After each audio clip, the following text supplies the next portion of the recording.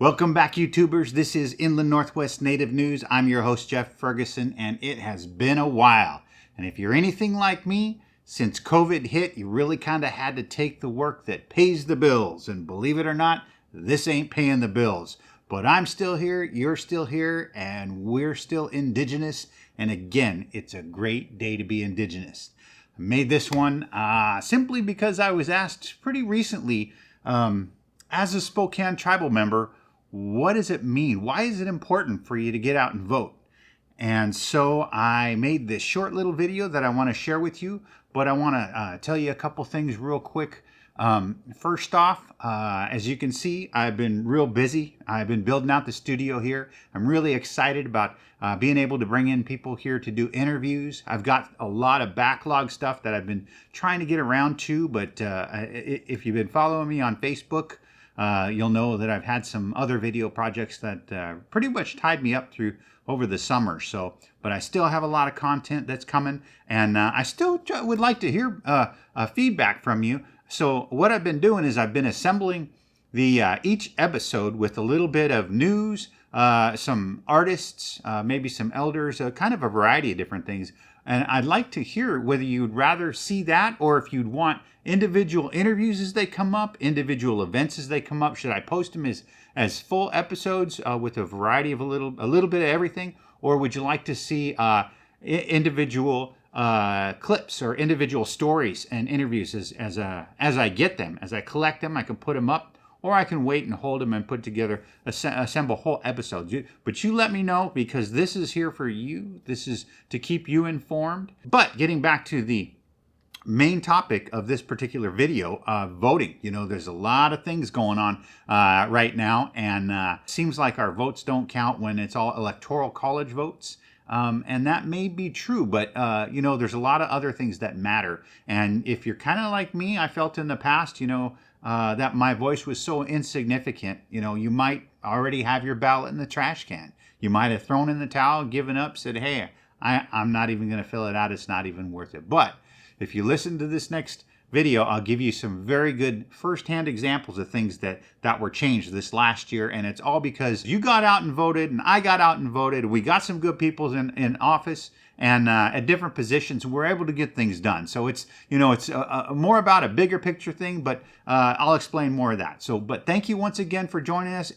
Man, is it good to be back. I hope you're as happy to see me as I am to see you. You know, we're going to be hunkering down over the winter, and I've got some great content that I want to be sharing with you, and I'm really going to try to keep up putting something out more consistently. You know, I got some stuff from earlier this year at the Salish conference before we got shut down, and I haven't got a whole lot from this year, but I've got some good content coming up, and I'll be happy to share that with you. Once again, if you like what we're doing here, like and subscribe.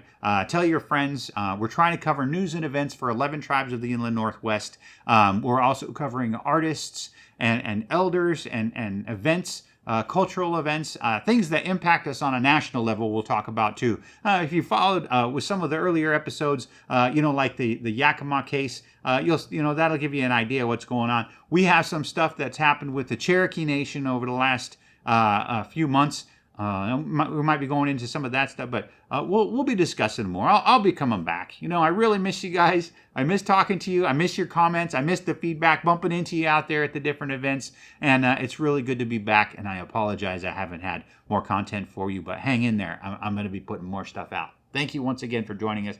Now check this out.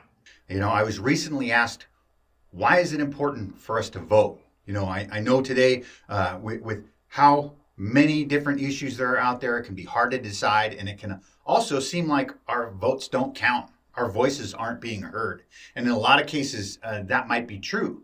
But if you think about the things that we need to do in order to push forward the things that we need as Indian people, as a tribe, in order to better our lives, in order to better our children's lives, we need non-native allies in positions of power at all different levels, whether it's in Wellpinit, whether it's a county level, whether it's at a city level in the city of Spokane, the city of Airway Heights, the city of Chewelah.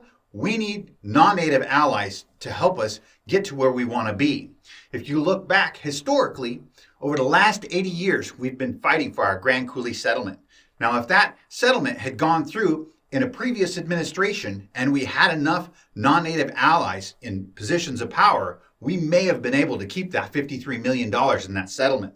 But since it had gone through during this administration, we had people that were fighting us tooth and nail and tooth and nail and tooth and nail through the Senate, through the House, through the Senate, through the House. We finally got it pushed through, but we had to give up that $53 million in order to get that settlement. If you can imagine, if we had friends in all the right places all the way along, we might not have had anybody oppose us on any of those issues, and we might have ended up with the initial proposal that we had sent to Congress.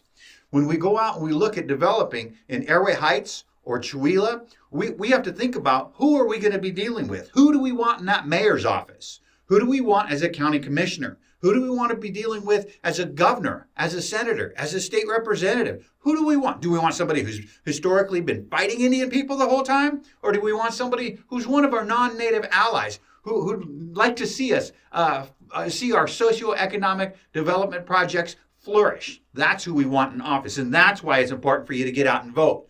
It doesn't matter whether you live in Whelpinit, you live in Spokane, or you live in Chewelah, or Airway Heights, or Medical Lake, or any of these surrounding communities. It's important for you to get out there so we can get the people that we need in the positions of power. It's strategic.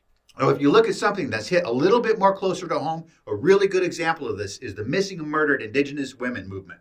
Now, over the last few years, they've gained a lot of momentum with that movement, but Washington, Oregon, and Montana in the last year, they all signed bills that would fund positions for investigators to start looking into the missing and murdered Indigenous women.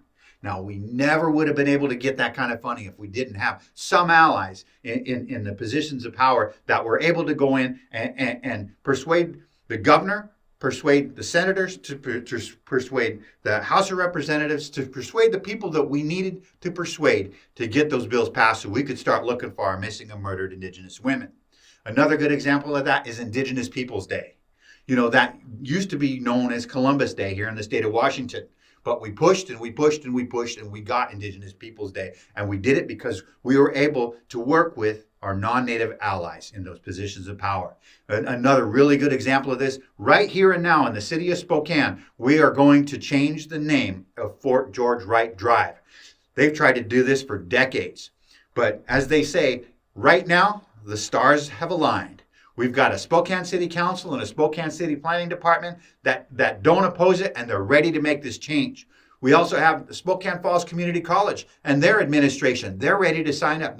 We have 47 organizations out there that signed a letter to get that name changed on that street. And so we're able to do that, again, by harnessing the power of collaborating with our non-native allies. And that's how we get things done. As Indian people, we're outnumbered 98-2. We're less than 2% of the population. That means everything that we do is an uphill battle. And the more non-native allies that we can get in the positions of power that we need them, the easier it's going to be to get to the places that we want to be. Now, if we look at the city of Medical Lake right now, that's a really good example. They are petitioning to get 1 million gallons of water channeled out there to Medical Lake.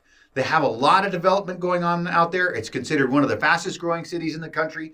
And they're trying to get their foot in the door with 1 million gallons of our water. What happens when they come back and ask for 2 million gallons or 5 million gallons? Where is all that water going to come from? It's going to come from our aquifer. It's going to come from our river. But if we have somebody, for instance, if we have an ally in the mayor's office for the city of Medical Lake, if we have allies on the city council over there, they'll understand our position and they'll listen to us. You know, a lot of the things that we need, we just need to be at the table. When we don't have any allies at the table, it's really hard to get other people to understand our perspective. If we look at tribal gaming, that's something that's also currently being threatened. And what it all boils down is preserving our sovereignty. When we look at tribal gaming is a great example of a way that we've been able to preserve our tribal sovereignty. But you know what? Within the last year, the governor of Oklahoma is trying to get the Cherokee Nation to renegotiate their compact.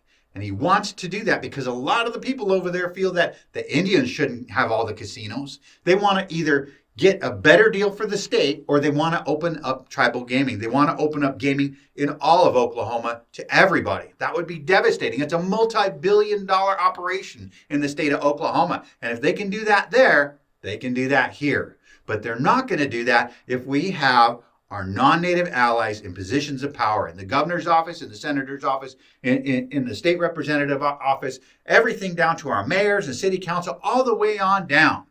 If we get those people in the positions of power that we need them in, they'll be our allies. And that's why you have to get out and vote.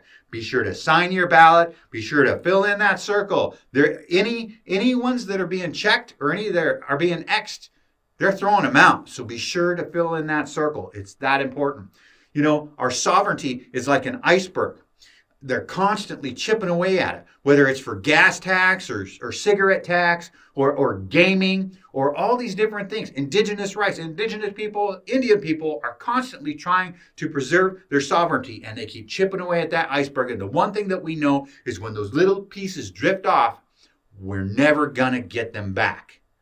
Once it's all gone, it's all gone. And we need to preserve that, not only for ourselves, but for our children and our children's children. For all of our future generations, we need to preserve our way of life, our culture, our livelihoods, and our tribal sovereignty. And that's why we have to get out and vote. Thank you so much. I really appreciate your time today. So get out and vote. And don't take your vote for granted. Hey.